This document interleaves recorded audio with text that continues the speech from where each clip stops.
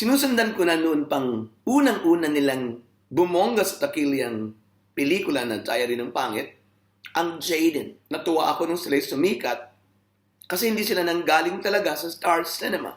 Hindi talaga sila homegrown talents ng ABS-CBN. Kahit pasabihin si James Reid ang nanalo sa isang patimpalak ng ABS-CBN, which was Pinoy Big Brother, Teen Edition, I think. Viva Films ang gumawa ng pelikulang iyon. Ang nag-take ng risk para gawin ang pelikulang iyon. So everybody was surprised na isang pelikula na hindi Star Cinema ay kumita ng gusto sa takilya. Since then, binantayan ko na rin ang Jaden. Nung sumikat ng Katniel, palibasa ay may paghanga ako sa kagalingan ni Robin Padilla bilang artista, natuwa rin ako nang sumikat si Daniel Padilla at ang kanyang love team with Catherine Bernardo. So pare-pareho lang, although I'm very much identified with Aldab nowadays dahil marami akong videos ng Aldab, it doesn't mean in any way na hindi ko gusto ang ibang mga love teams. Na I don't have care for the other teams. Now, balikan natin ang Jaden. Meron silang bagong teleserye, ang Till I Met You. Pero hindi ako pabor sa theme song. Napakarami magagandang love songs. Bakit Till I Met You na naman? Of course, I love that song. I was still in university when it became a hit. You know, Schoolie Desma was a big star back then before Regina Velasquez came into picture.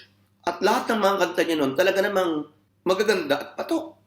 Pero sa paglipas sa mga panahon, sa pagdami ng mga magagandang awitin, hindi ko na rin maisasama sa pinakanagpatibok ng puso ko bilang awitin ang Till I Met You.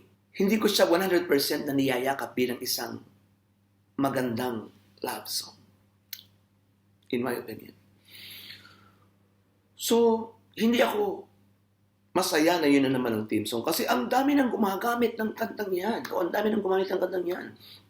If you could still remember, it was one of the songs, if not the theme song, I'm not sure about it because I didn't watch the gangster movie of Katniel. Unfortunately, I was already here in Japan.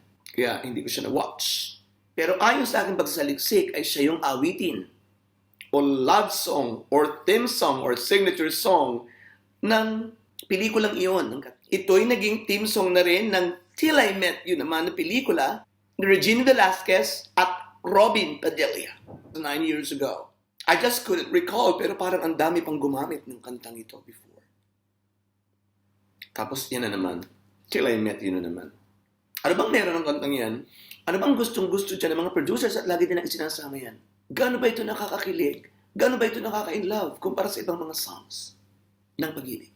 Muli natin pakinggan ang Till I Met You ni Ku Ledesma. Na ang aawit ay ang nanay ni James Reid. Kasi search ko, nakita ko tong video ito na in-upload ng isang Jeric Noboa. Thank you very much, Jeric. Wala na akong reklamo kung ang nanay niyo yung kakanta ng theme song para sa kanilang teleserye. Okay na okay. Let's watch this. More every day, I love you more each day. I believe you.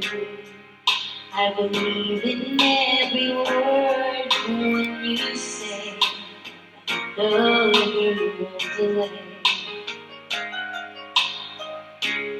Now I could swear love is not a game that children play. So tell me that you'll stay till I met you.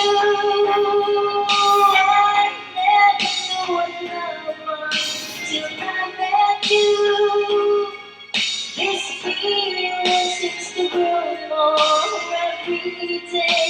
I love you more each day. Oh,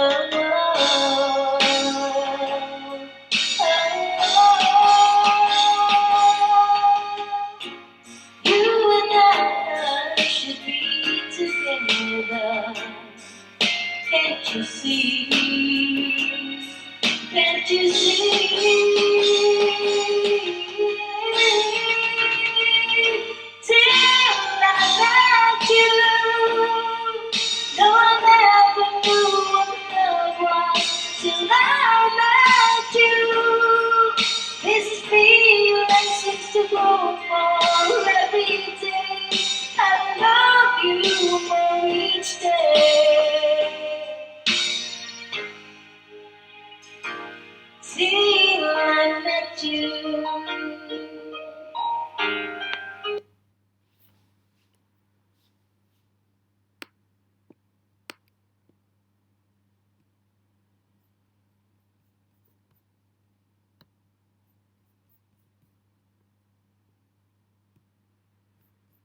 Magaling kumanta ang nanay ni James Reid.